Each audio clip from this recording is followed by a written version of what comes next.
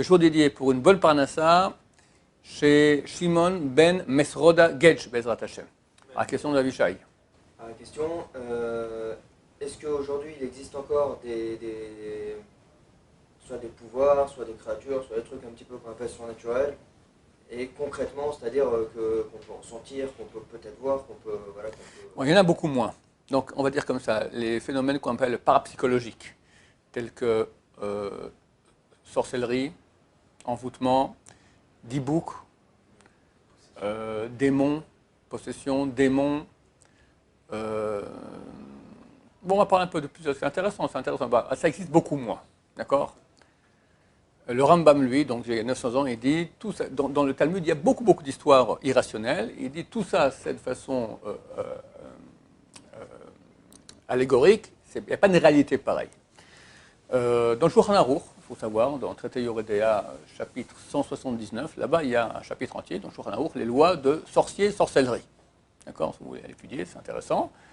Et là-bas, c'est écrit que celui qui a été mordu par un scorpion, alors il peut faire dessus des incantations Shabbat. Shabbat n'a pas le droit de parler des paroles de Chol, profane. Est-ce que je fais des incantations? Je dois dire une sorte de abracadabra, d'accord, abracadabra, abracadabra, abracadabra, scorpion, scorpion, taille-toi de là, d'accord, un truc pareil, d'accord? Je ne sais pas, une incantation pareille. Alors, est-ce qu'il peut faire ça Shabbat? Je crois oui, bien que ça ne serve à rien.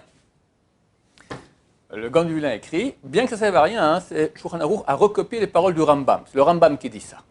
Mais c'est faux, parce que le Rambam était influencé en mal par la philosophie, et on a des dizaines et dizaines de preuves dans le Talmud d'incantations, de démons, de magie, de trucs, et on ne peut pas dire que c'est simplement ceux qui sont influencés en mal par la philosophie disent que c'est allégorique, mais ceux qui connaissent le vrai sens de la Torah, la Kabbalah, la vraie intériorité de la Torah, savent que c'est absolument vrai. Donc, c'est une marloquette, une divergence d'opinion entre les grands d'Israël. Il est vrai qu'aujourd'hui, on va dire que le monde des rabbins il est plus du côté du Gaon de Vilna. C'est-à-dire que bien sûr, ça existe, mais c'est vrai que c'est beaucoup moins courant aujourd'hui. Beaucoup moins courant. Ma femme est marocaine, me raconte sa grand-mère, elle avait des démons, des trucs, des machins. La mère de sa grand-mère, elle accouchait les démons. Elle était accoucheuse, une fois ils l'ont fait accoucher, ils ont mis un bandeau, descendre comme ça, elle a accouché une démon. Ça te fait peur, voilà. Bon. C'était monnaie courante, ces choses-là, d'accord? Ici à la Yeshiva, il y a eu quelques cas de démons, je ne vais pas vous faire peur, d'accord? Il y a 2-3 élèves qui m'ont, à des époques différentes, qui m'ont dit qu'ils étaient dans leur lit, qu'ils étaient immobilisés, puis ils voient devant une sorte de forme comme ça, et ils ne peuvent pas bouger, et ils ont une trouille terrible, et c'était des gens sérieux, c'était pas des... Ça te fait peur? Si, ça te fait peur, je ne vais pas raconter. Il y a un camp dans les chambres, il y a un qui étudie si tard la nuit, puis il entend la porte qui s'ouvre, puis il entend des pas comme ça, de la porte qui s'ouvre. Ils n'osaient pas se tourner, d'accord? Alors je ne sais pas si c'était quelqu'un qui est passé en courant pour aller aux toilettes ou je ne sais pas, mais bon, à 2h du matin, une fois, 2 fois, 3 fois. Bon, il y a eu quand même des cas dans les chambres. Voilà, bon, une fois, il s'est fait griffer dans la douche, il a vu, il y a eu une marque comme ça, carrément. Bon, ça arrive. Moi, bon, je n'ai jamais entendu parler de choses pareilles, ça me fait un peu rigoler. Mais bon, il y a des choses pareilles. J'ai un élève qui est très sérieux, il m'a dit qu'il habitait une maison hantée. C'est très courant. Et ils entendaient sur la nuit comme ça, les pas, puis des tiroirs qui s'ouvrent, qui se ferment, des portes qui s'ouvrent et qui se ferment, alors qu'il n'y a personne. Ça, c'est des choses qui sont courantes. C'est pour ça que quand on rentre dans une nouvelle maison, on fait un tikkun bayit. Tikkun bayit, donc on lit certains textes, on a 10 personnes religieuses qui lisent ces textes-là, comme ça fait partir toutes les forces négatives. Et des fois, quand on ne fait pas ça, ça peut être très nocif. J'ai quelqu'un qui était dans mon collège, il étudiait, son fils de 8 ans décédé, et pauvre, alors Alechem, et alors Rabbi Bachol qui lui a dit, tu as fait un tikkun bayit, il lui a dit non, encore maintenant tu le fais. Sous-entendu, c'est à cause de ça que ton fils il est parti, il y a une force négative dans la maison qui lui a fait du mal. Donc, il y a des choses pareilles. Une fois j'étais à Strasbourg, une fois j'ai fait un week-end là-bas. 3 personnes différentes sont venues me voir, leur dire que dans leur cave, tout en bas de leur, c'est un immeuble, d'accord, on entend des cris. C'était des caves dans lesquelles on avait torturé, les nazis torturaient des juifs durant la Shoah. Et encore des cris là-bas. Alors, c'est le nazi qu'on est en train de torturer là-bas, je ne sais pas qu'est-ce qui se passe. Il y a des choses pareilles. Donc, mais c'est vrai qu'on est beaucoup moins habitué à entendre des choses de ce genre-là. La Gemara pullule de ce type de choses, toutes sortes de choses qu'on n'a pas le droit de faire. Par exemple, Zugot. C'est écrit dans le dernier chapitre de Reb Sachim qu'on n'a pas le droit de faire des choses par 2 paires. Tu prends un verre, ça va. 2 verres, il faut prendre un 3e verre. Jamais ni 2, ni 4, ni 6, ni 8. Pour la question comment ça c'est maintenant que la nuit de Pessah, il faut boire 4 verres de vin, c'est père. C'est Pessah, c'est spécial, il y a une protection divine. Mais sinon, Abaye raconte que sa mère adoptive, d'accord, quand il buvait quand il avait un verre, il y avait déjà, et s'il voulait prendre un deuxième, il y avait déjà un troisième qui devait tenir. Il y avait 2 verres dans la main et un qui était là, d'accord, de peur qu'il oublie d'être en impair. Un type, une fois, il a divorcé, et il allait boire au bistrot, d'accord, et sa femme se remet avec le patron de bistrot. Et chaque fois qu'il venait au bistrot, elle lui faisait toutes sortes d'envoûtements, etc., et ça ne marchait pas. Il lui disait très attention de toujours boire des verres impairs. Une fois, il a bu comme ça des verres de vin, et au 16e, il était arrivé, là, il a perdu le compte, il est sorti, il a clété un petit morceau, d'accord, il s'est fait complètement ratatiner par l'envoûtement. Bon, alors ça n'existe plus aujourd'hui. On connaît personne au monde qui fait cela. Il y a dans Avodah Zarah une page entière, dans le traité Avodah Zarah, sur qu'on n'a pas le droit de laisser dévoiler certains liquides, l'eau, le vin, le lait, l'ail broyé et le miel. 5 liquides. Pourquoi on a peur qu'un serpent vienne et mette du venin dedans? Il faut que ce soit toujours couvert. Ce n'est pas question de nuit, de jour. Si c'était découvert le temps qu'un serpent qui était caché sous l'anse de l'ustensile, tac, il vient, il met son venin et il repart. D'accord? Ça prend combien? 4-5 secondes? Déjà, on ne peut plus boire cela. Alors, aujourd'hui, on ne fait pas attention à cela. Le Tosfot écrit « Aujourd'hui, les serpents ne sont plus tellement fréquents chez nous, donc on ne fait plus attention à cela. » C'était en France, il y a 800 ans, le Balat Tosafot. Mais certains rabbins, aujourd'hui, font attention à cela. Rabbi Kanievski, sa femme, une fois, elle a fait un gâteau avec de l'eau qui avait été dévoilée comme ça, ben, ils n'ont pas mangé. D'accord? Tu donnes à quelqu'un d'autre. Hein? Alors, le Rabbi Yosef, il a fait, j'ai entendu une fois dans un cours, il a dit que c'est certain qu'il y a des sens plus profonds à cela. Pas uniquement le serpent, il y a des forces négatives qui viennent, etc. Alors, en général, on ne fait pas attention. Il y en a qui font oui attention, mais c'est vraiment très très peu de monde sur Terre. Donc, il faut dire qu'aujourd'hui, ces choses sont beaucoup moins. Le D-Book, c'était une chose. Il y a un livre qui a été traduit maintenant en français, il vient de sortir enfin, d'accord, le Rav Chacham Yudaftaya, les démons, les fantômes racontent, les esprits racontent, d'accord. Lui était spécialisé dans déposséder les gens possédés. Il raconte comment des dizaines de gens, comment il les a dépossédés. Je crois que même Shabtai Tzvi, ou même Otto Haïch, ou même Shabtai Tzvi, donc qui était le faux messie, il est venu dans quelqu'un et il a réussi à le réparer. Donc c'était une réalité qui était extrêmement répandue. C'était en Irak il y a un siècle environ. D'accord? Aujourd'hui, c'est beaucoup, beaucoup moins répandu. On connaît un cas en Pologne avec le Chafetz Chaim, l'élève de Chafetz Chaim, le Rabbi Echan Wasserman, donc avant la Deuxième Guerre mondiale. Mais aujourd'hui, il y a eu un cas il y a 20 ans avec un D-Book. Il y en a qui ont dit que c'était vrai, il y en a qui ont dit que c'était faux. D'accord? On ne sait pas si c'était vrai.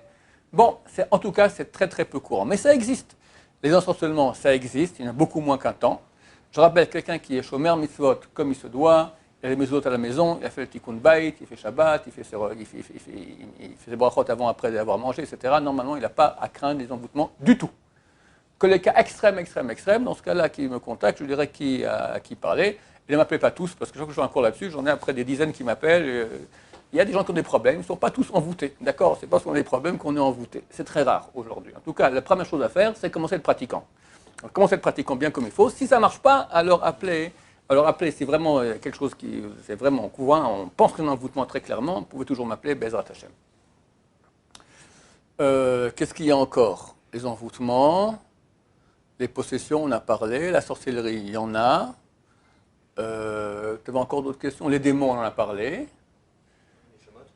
Les Neshamot, quoi Neshamot? Qui viennent, qui repartent, qui font des balades ici, des fois. Bon, des fantômes, donc des esprits. Alors j'ai dit oui, c'est certain qu'il y en a. Une fois, on a reçu une jeune fille chez nous à la maison avec ma femme, et qui était ashkénaze non religieuse, d'accord, à la base. Donc c'était ashkénaze non religieuse, très très loin de la Torah. Puis elle a fait tchouva. Comment? Eh bien, sa grand-mère est venue, sa grand-mère, sa grand-mère défunte, est venue la voir. Et ça l'a terrassée. Mais comment? Ben, elle a dit, elle était au salon, puis il y a un truc qui est entré comme ça, une sorte de truc, on peut pas dire c'est une sorte de nuage, un truc, on peut pas me dire ce que c'est, comme ça, elle sentait que c'était sa grand-mère. Donc les gens, ils sentent des fois des présences comme ça. Et donc elle a compris qu'il y a une vie après la mort, elle a cherché, elle a fait tchouva. Donc il y a des témoignages pareils. Elle était allée voir Laura Frankfurter, qu'à l'époque, il a écrit un truc, ça, pour séparer le monde des morts, le monde des vivants, et les morts n'ont pas le droit d'intervenir comme ça dans le monde des vivants. Mais soit une mezouza kekshera, kekachère, normalement, il faut mettre une mezouza au bon endroit, une bonne mezouza, et dans toutes les chambres. Sinon, ça ne marche pas, la protection. D'accord? c'est très important. Quelqu'un qui a besoin de mezouza, il peut ne pas prier shachrit mincha aravit pour aller acheter la mezouza. Tellement c'est important de la mettre, pas rater une seconde sans mezouza. Mais comme j'ai dit, ces choses-là sont beaucoup moins courantes, bien qu'elles existent. D'accord? Donc nous, on fait attention, il y a pas mal de choses qu'on fait dans la halakha qui concernent cela. On évite de dire le mot démon la nuit, ou même le jour, d'accord, mais la nuit c'est encore plus grave. Ou le dia et puis bl, d'accord, en hébreu, en français, en anglais, d'accord, c'est ce qu'il faut éviter parce que ce sont des forces du mal. Il y a le samer même, et puis aleph lamed, c'est un nom qu'on ne dit pas, le leil et puis lit, d'accord. Tout ça, c'est des choses parce que vraiment, il y a des forces du mal qui existent et qui peuvent agir et nous faire du mal. Oui, un homme ne dort pas sans lumière parce qu'il peut être attaqué. Aujourd'hui, les attaques du SRA, la plus grande, c'est déguisé en Miss Monde. D'accord? C'est ça le plus grand danger, c'est les pires. D'accord? Parce qu'ils se nourrissent du Zera de Batala. Et il y a un grand moyen de réparer les Zera des pollutions nocturnes involontaires, c'est Kreshma Shalamita. Si on fait Kreshma Shalamita avec beaucoup de conviction, au Ramapil, les versets de protection après cela, ça protège d'avoir pollution nocturne et on peut réparer jusqu'à 1125 démons créés par une pollution nocturne. C'est une pollution nocturne, d'ailleurs c'est bien d'aller au mikvé le lendemain, et faire tchouva, le Rav Chilel a dit si on fait ça, alors la force négative qui a été créée, appelée le démon comme vous voulez, elle est éliminée. D'ailleurs je pense que le mot démon en français vient du mot dimayon en hébreu qui signifie imagination. Après le Rambam, le démon c'est ton imagination, d'accord, tu es perturbé, tu vois des trucs, des machins, c'est toute l'imagination. Donc ils ont appelé ça démon, comme le Rambam. Voilà. Je pense que c'est l'origine du mot démon en français.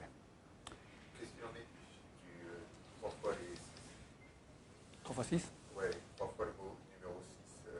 Ah ouais, si, je pense que c'est un truc qui est chrétien. Il n'y a aucune source de cela dans le judaïsme. D'accord? Ce n'est pas quelque chose qui existe chez nous, absolument pas. Le vendredi 13, par exemple, c'est un jour porte-bonheur. Vendredi, c'est un jour très bien. 13, c'est Echad, 1, donc c'est très très bien. Ouais, on n'a pas chez nous ce genre de choses. C'est des superstitions fausses, auxquelles on n'a pas le droit de croire. Maintenant, c'est l'occasion aussi de parler de cela. Il y a beaucoup de gens, très souvent les Sfaradim, c'est très répandu chez les francophones, donc ils voient tous des signes partout, c'est interdit. Voir un signe, c'est interdit de la Torah. L'otena hachou. Tu n'as pas le droit de voir quelqu'un, et je ne sais pas moi, il sort, il voit un chat noir. Bon, là, ce n'est pas le moment de sortir maintenant, j'irai plus tard. Ou il passe sous une échelle, ou il voit une colombe qui va à l'envers, qu'est-ce que j'en sais, n'importe quoi. Interdit de la Torah. Donc le Minashamaim, c'est un petit peu ce que je veux. Non, Minashamaim quoi, Minashamaim? Il faut... Tombé, je me dis que c'est grâce à Hachem. Qu'est-ce qui est tombé? Qu'est-ce qui est tombé? Je sais pas, moi j'ai raté mon bus. Et puis je me dis, Minashamaim. Ça ne sert à rien du tout, tu as raté ton bus. On s'en fout, d'accord. Hein? Un signe, quel signe tu vois là-dedans? Que Hachem il voulait me retarder pour que je réfléchisse à quelque chose et du coup voilà. Peut-être, ça c'est valable. Je vais expliquer. On voit dans la Torah 2 fois qu'il y a oui des signes. Yitzhak qui va chercher, Eliezer, le serviteur d'Abraham, qui va chercher une femme pour Yitzhak. Et il demande à Dieu, la fille qui sortira, je lui demanderai à boire. Si elle se propose par elle de donner à boire à mes chameaux, c'est elle. C'est un signe. Elle fait ça, c'est un signe. Jonathan, le fils de Shaoul, Amelech, il part en guerre contre les Philistins. Lui prend son écuyer, il dit viens, on va aller près du camp des Philistins. Et on va voir. Il dit comme ça, si je fais coucou, d'accord, si eux nous disent ne bougez pas, on descend vers vous, ça prouve qu'on va perdre la guerre. Donc on fuit. Si au contraire ils disent venez vers nous, ça veut dire qu'on peut y aller et on va gagner. Ils ont fait ça, les gardes ont dit hey, venez. Ils sont allés, allez on y va. Et lui tout seul avec son écuyer, tout le camp des Philistins les a complètement ratatinés. Il y a une grande victoire pour les... Alors, on voit qu'il a fait un signe, d'accord. Alors les décideurs disent non, c'est tout à fait différent. Parce que ces 2 signes sont des signes où il y a un rapport entre le signe et la réalité. Avec Rivka, il voulait voir s'il avait des bonnes midotes. Si je lui dis donne-moi à boire, puis il dit tiens, t'as 10 chameaux, allez, je leur donne aussi, c'est 300 litres, allez, comme ça, puiser. Ça prouve qu'elle a très, très bonne midote. Donc c'est pas un signe qui n'a aucun rapport. Tu vois un chat noir, où est le rapport avec la choucroute? Il n'y a rien à voir, d'accord, c'est idiot et interdit. Jonathan aussi. Lorsque les gardes disent attendez, on descend vers vous, c'est-à-dire qu'ils sont en confiance. Donc on va perdre la guerre. Donc c'est dangereux de les attaquer. S'ils disent ne bougez pas, venez vers nous, ils ont peur, venez dans notre campement, c'est-à-dire qu'ils ont peur, on peut les attaquer et on les aura. Donc il y avait un rapport entre le signe. Alors si c'est comme ça, si maintenant tu as raté le bus, tu dis bon, Dieu veut maintenant que je m'assoie, que je fasse un bilan sur moi-même, c'est pas forcément que Dieu veut cela, mais que quoi t'imagines cela, c'est bien, parce qu'il peut qu'il y ait un rapport entre ça. Tu es en retard, que tu vas passer sur le banc, regarder maintenant les choses qu'on ne peut pas voir, d'accord, tu fermes tes yeux et tu fais un bilan personnel. Ça, c'est bien. Mais quand ça n'a pas de rapport, d'accord, et tu vois dans des choses qui n'ont rien à voir, chaque fois que je fais ce cours-là, je raconte cette anecdote du Rav Eliashiv qui est extraordinaire. Je l'aime tellement, elle est tellement belle, on voit exactement comment un grand Torah réfléchit. Un couple vient voir le Rav Eliashiv, des gens déjà assez âgés. Il dit, Kodarav, on a marié notre fille la semaine dernière, c'est notre dernière fille, on n'a plus d'enfants à la maison, on est rentré à la maison, et on voit sur la table, la petite table qu'il y a dans le salon, on voit un pigeon et une colombe, d'accord, les deux blancs, d'accord, les deux blancs comme ça, posés sur la table. On est entré, bon, ils sont envolés par la fenêtre. Qu'est-ce que ça veut dire? C'est beau ça. Maintenant, on a marié notre dernier enfant, on est resté, on est blanc, peut-être on est un peu vieux maintenant, on va rester ensemble. Le Rav dit, à mon avis, vous avez oublié de fermer la fenêtre avant de partir pour le mariage. Tellement juste, tellement droit. Qu'est-ce que tu cherches des signes? Qu'est-ce que tu cherches des signes? C'est interdit. C'est beaucoup pour beaucoup de gens. Hein. La religion, c'est 90% c'est les signes et 10% de la Torah. La religion, c'est rien en signes et beaucoup de la chod qu'on doit faire de façon extrêmement rationnelle. Baruch Adonai, l'olam, amen ve amen.